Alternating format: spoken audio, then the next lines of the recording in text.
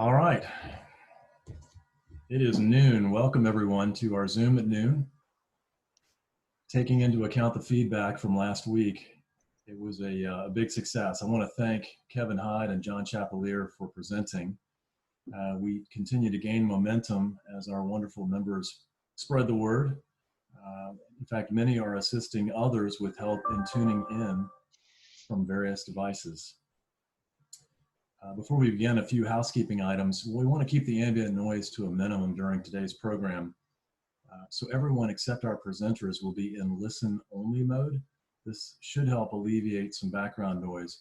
If you have a question during the program, please utilize the chat function at the bottom or side of your screen. We'll have a short Q&A at the end of our program. First though, I know we've got a lot going on, but we also have a lot to be thankful for. John Chapelier, who was one of our presenters last week, is here to offer our invocation. John, are you there?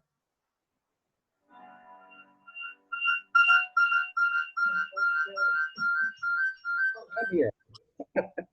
Thanks. And I appreciate the feedback, whoever provided that. Let's take a moment and just start with some quiet reflection.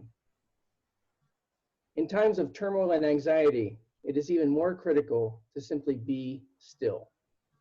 We quiet our minds and our hearts and pray for others. As parents, we pray for the safety of our children, both young and old. We pray for and send positive energy to our friends, our club, and our community at large. We ask that people who must travel be kept safe, secure, and healthy. We ask that the people who put themselves at risk be seen as the heroes they are and supported accordingly. We ask that all who have special needs be placed in the tender care and wise keeping of our higher power. Let us see us and everyone surrounded and protected by infinite love. We know that God's will is always focused on our safety and care regardless of circumstances. As we realize how important the safety of our loved ones is, we understand that our security is every bit as important. We are a vital part of the whole. Change, love, safety, and health begin in our hearts. As we join here with our Rotary Club today, let us enfold everyone in the realization that love, care, safety, and health is ours. As we focus on our blessings today, right now, we know that these gifts are felt, they are welcomed, and as always, good is in charge. Amen. Amen. Thank you, John. Wonderful words. I really appreciate that. Well, last week's meeting was a big success. It is available on video and has been uploaded to our YouTube channel. It's also available on our website, jacksrotary.org, and the district has made it available on their website. We're continuing to update our website, and I want to thank Bill Learn, our amazing Bill Learn. You're doing a great job. You work tirelessly on this website, and it shows. It's a fantastic platform, and it keeps all of our members informed. So thank you so much. Believe it or not, nominations are open. Past District Governor Percy Rosenblum, who's on this Zoom, is our chair for this year's nominating committee. His committee is responsible for recommending 5 board members who will serve from our July 1st, 2020 through June 30th, 2022 year.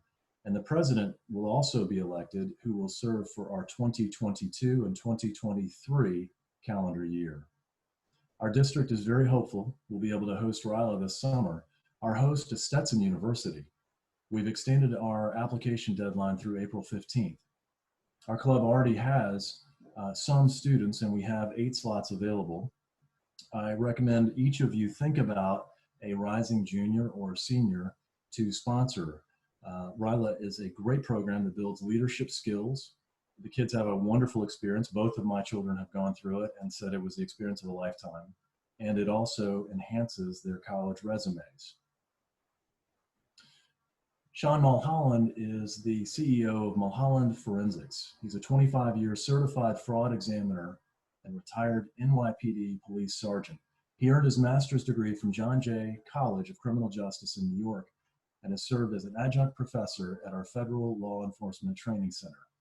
Sean presented to our club many months ago, and he remains one of the most requested speakers we have had in a while. So I'm pleased to have him return to navigate this environment, especially as we hear the federal government is set to roll out so much money.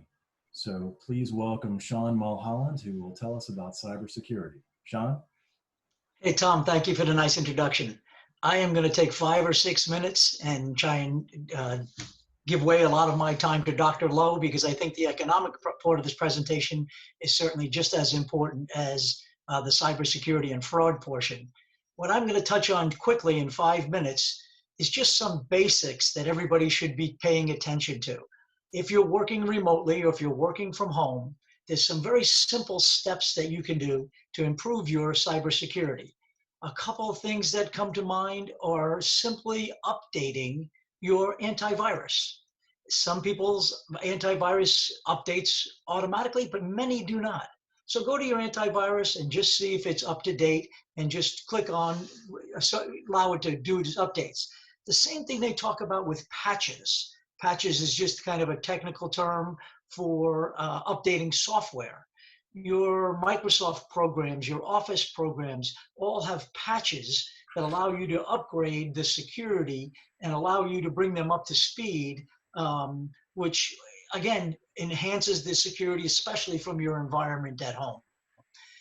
One of the things that we've all been, obviously we're all using the Zoom capability right now, and over the past 2 weeks, Zoom has provided multiple patches and updates to allow us to be more secure on Zoom. I'd recommend, and Sherry and I have spoken about Zoom bombing, and I recommend that everybody take a minute and Google Zoom bombing. There are people out there that are taking advantage of this prolific use of Zoom and putting up political statements or hate mail or even pornography. There are very simple settings that you can put forth that can make this a lot more difficult. It's called Zoom bombing. Switching to the fraud side, Tom, well, one of the things that we have to be very conscious of with this distribution of financial funds is fraudsters are always chasing the money. And the thing that we need to be most careful about and most recognizing is that these are no longer kids in somebody's basement or just a loser sitting in his bedroom working on his laptop. This is organized international criminal enterprises that are very complex and very sophisticated, and their intention is to get at money that's intended for you in nefarious ways. So be very conscious of the fact, and again, like we spoke about last year in our presentation, check and make sure, verify that the email you're receiving is not from somebody other than who you suspect it to be from.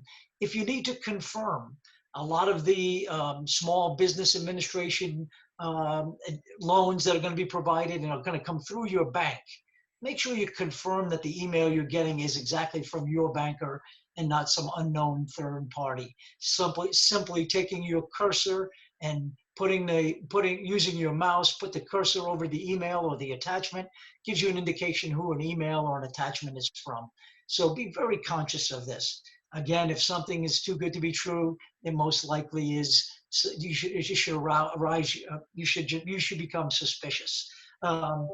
Remember, nobody is going to push you on the telephone to give you money or provide you money. If people are super aggressive or assertive on the phone, that certainly should put up a red flag for everybody, especially people, elderly people who are more likely to succumb to this fraud.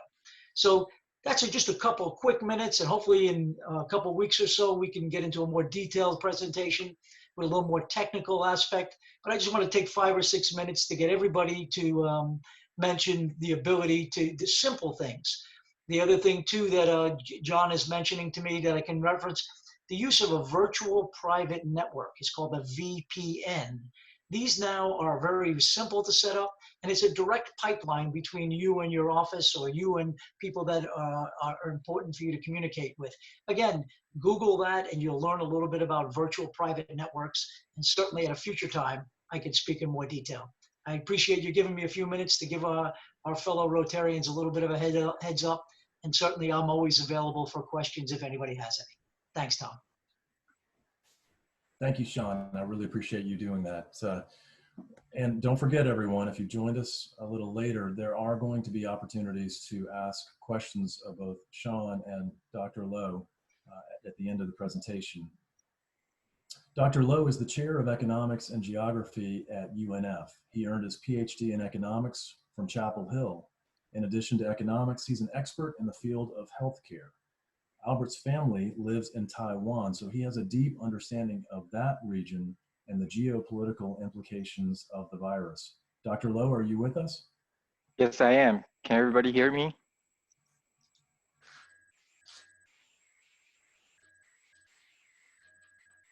Can you hear me? Hello? Yes, I can hear you, Dr. Lowe. Okay, great.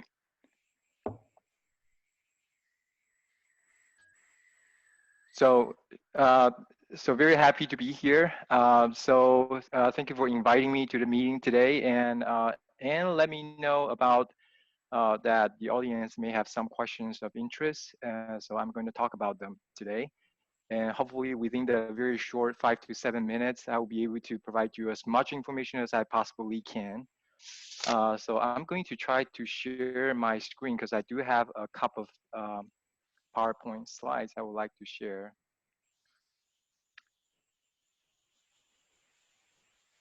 All right, so can everybody see this?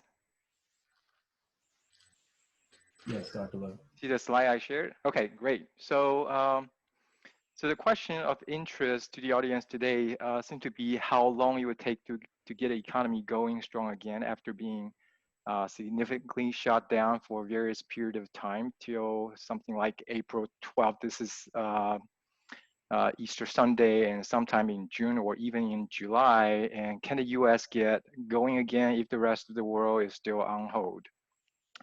So as you know, things has moved pretty rapidly these days since the administration has extended the social distancing guidelines through the entire month of April.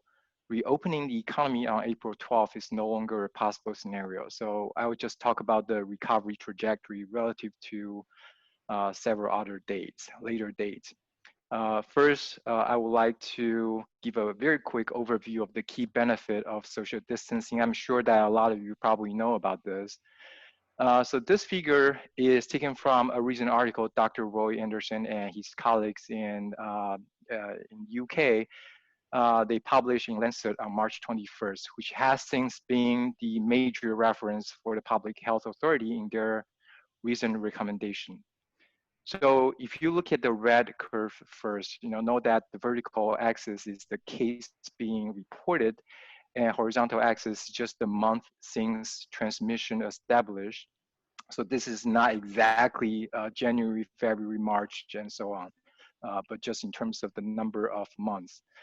So if you look at the red curve first, so this is the scenario in which we let COVID-19 burn through the population by doing nothing. So the infected number of cases will peak relatively quickly, but the surge of cases will exceed the capacity of healthcare system, which is this hypothetical line I added.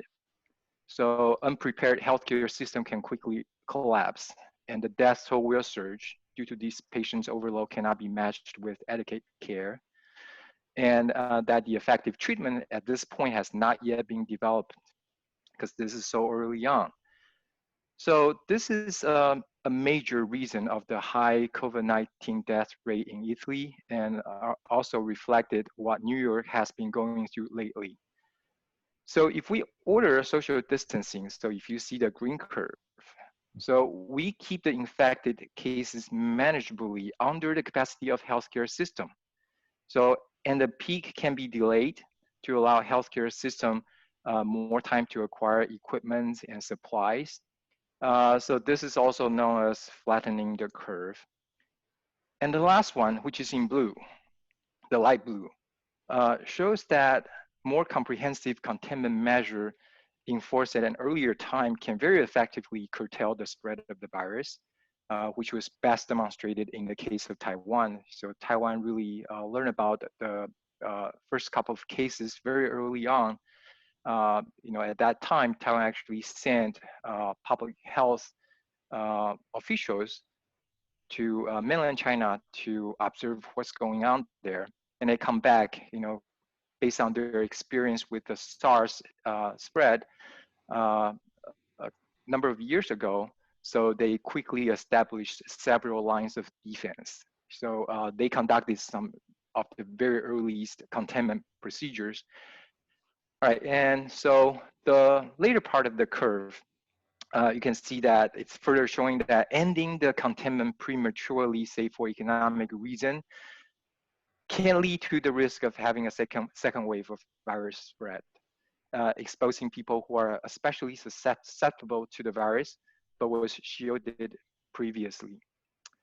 So I attended a webinar organized by International Health Economics Association last week, and the health economists shared an estimate from a fairly complicated simulation study for the UK.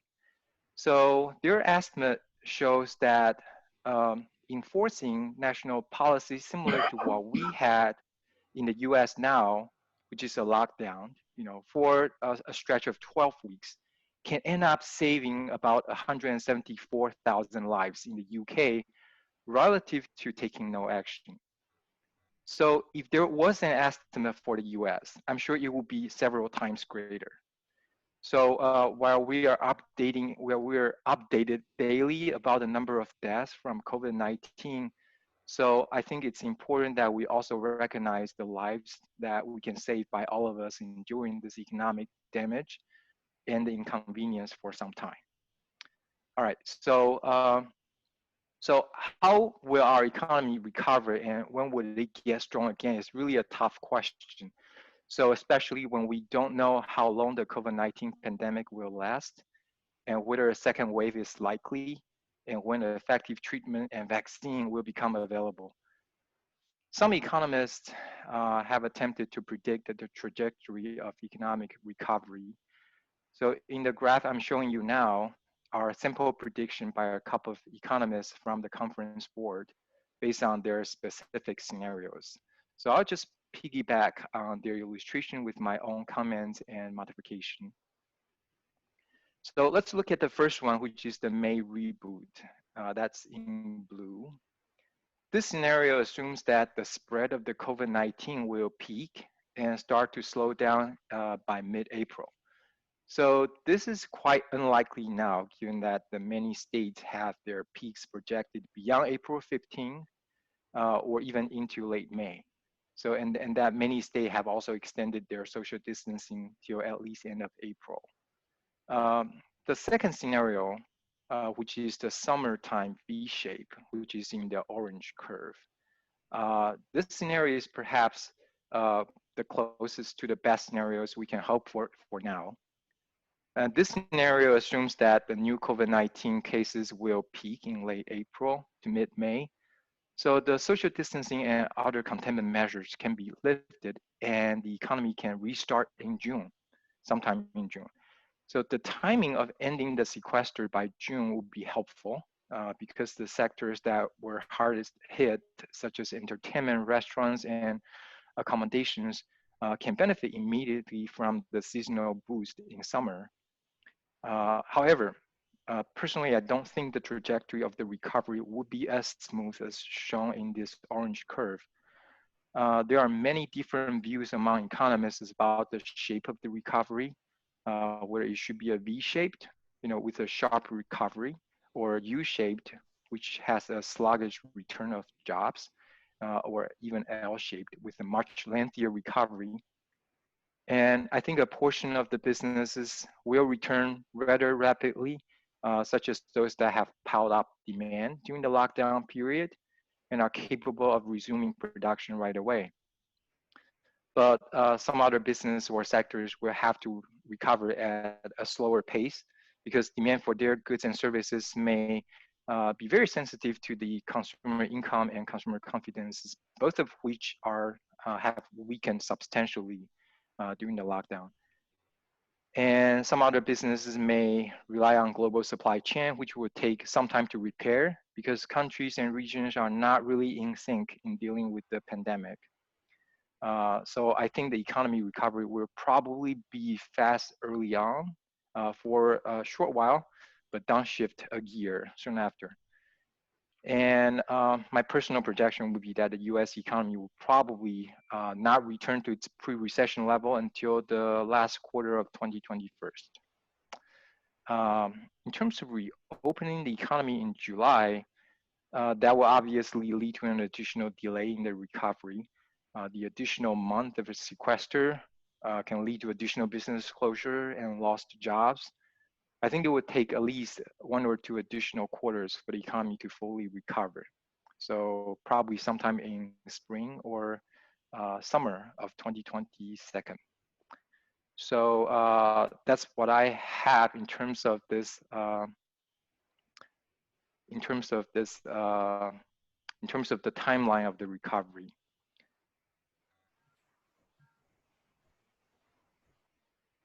So since I'm giving only 5 to 7 minutes, so I don't know if I should stop here, because I'm pretty sure that my time runs out, and I know that Tom really want to make sure that we are on time with everything. So.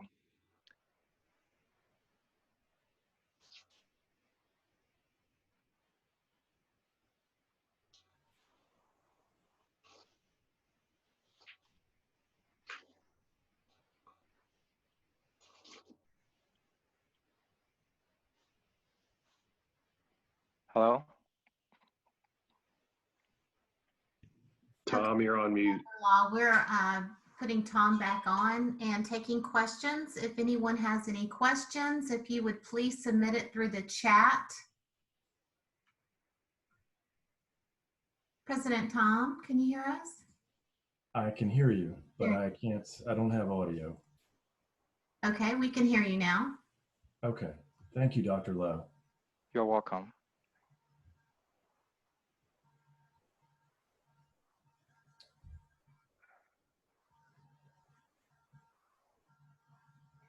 Sherry, do we have any questions? I do not see any questions in the queue. If anyone has any questions, you may type them in the chat area of your screen. Just go to the bottom of your screen and you'll see an area that says chat. If you click there, you can type in your question.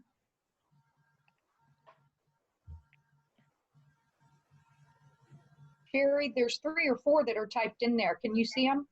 Yes, okay, here we go. They're showing up now. Okay, the one question is, can you comment on the veracity of the World Health Organization's data and charges of corruption in their leadership? So I don't know. I didn't really drill down to what's going on with the politics in World Health Organization, but let me just say that the success of Taiwanese control of the coronavirus, has been apparent. However, under the political pressure from mainland China, I think World Health Organization is really reluctant in sharing all this information that we had, coming out of Taiwan, and also a lot of times when we hear the World Health Organization leader was talking about their assessment of the coronavirus spread, most of the time they were fairly consistent with what Chinese government is trying to put out. So this is fairly disappointing. So had World Health Organization adopted all the containment measure or recommendation much early on, things wouldn't have gotten to this point. So I don't know a whole lot of details other than this. So, but I hope that what I said provided some insight to possibly corruptions within the organization. Okay, Dr. Lowe, thank you. This question comes from John Shapley. Did you say that you believe the economy will be back in late 2021 or 2022? Late 2021. Late 2021, assuming that the virus spread is slowed down, sometime late in May and we're able to, end the sequester probably around June, and our economy will get back restarted again. And in that scenario, and assuming that there is no second wave infection, I think our economy might be able to return to its pre-recession state by the end of 2021. Thank you. An additional welcome. question from Bill Sorensen. There are some reports that China is beginning to open factories again. Is there any confirmed news on that?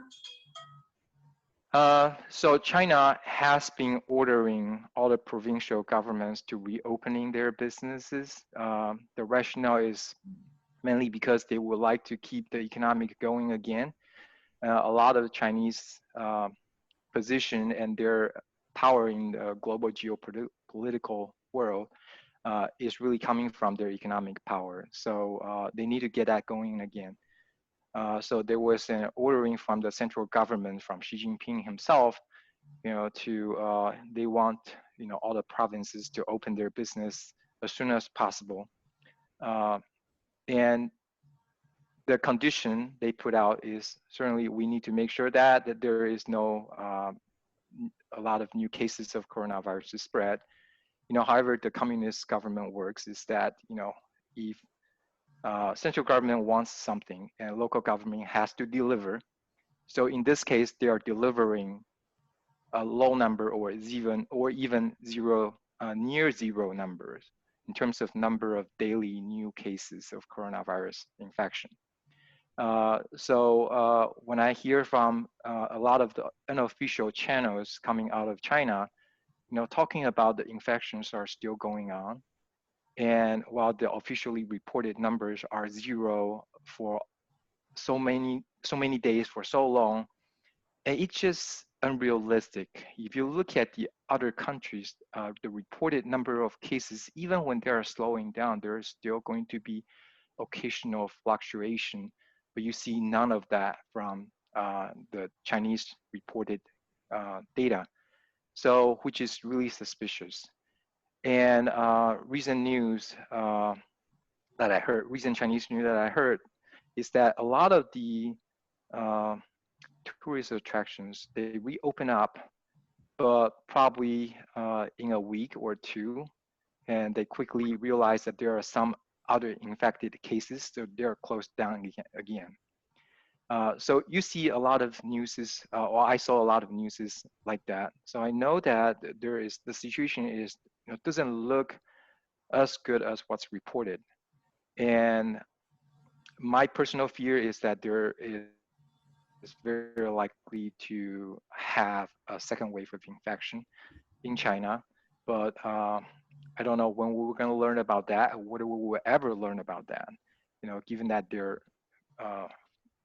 first and foremost priority is to get the economy going again. And the central government doesn't really want to hear any positive cases. Any local official reported otherwise, they quickly lost their positions. So there's really no incentive for them to report truthfully. I think we have room for one more question, Dr. Lowe. Do you, or Sean? Sherry, do you have something? Okay, yes. One of the last questions here. From a political and economist perspective, where do you think the U.S. and China trade discussions will go in the coming 3 to 4 months? Coming 3 or 4 months, I think we're still in the period to deal with this coronavirus spread, or perhaps the aftermath of it. But I think that the U.S. and China trade, I think it's really depending on what the president is trying to achieve, and I think that the U.S. and China trade probably would not resume their normal relationship for quite a while. Yeah. Thank you. All right. Well, thank you, Dr. Lowe. It's amazing how fast time flies. And Sean, I can't thank you both enough for presenting today. I also want to thank everyone who's worked so hard behind the scenes. I'm confident we can get through this as we have in our 108 years, and we'll do it together just as we always have. Our upcoming programs will feature more helpful information, and we're also actively exploring ways to get involved in the recovery. We will not meet April 13th in observance of Passover and Easter. Many of our meetings are in full force, and our committees are working hard, and they're holding their meetings via Zoom and other platforms. Our new member orientation part 2 will follow this program, and attendees received a separate invitation to join that meeting. I invite all of you to attend our next Zoom at noon. Will be on April 20th. At that meeting, we'll feature Lawrence Curzia, the president and CEO of the McCormick Spice Company. He was recently featured in Forbes magazine.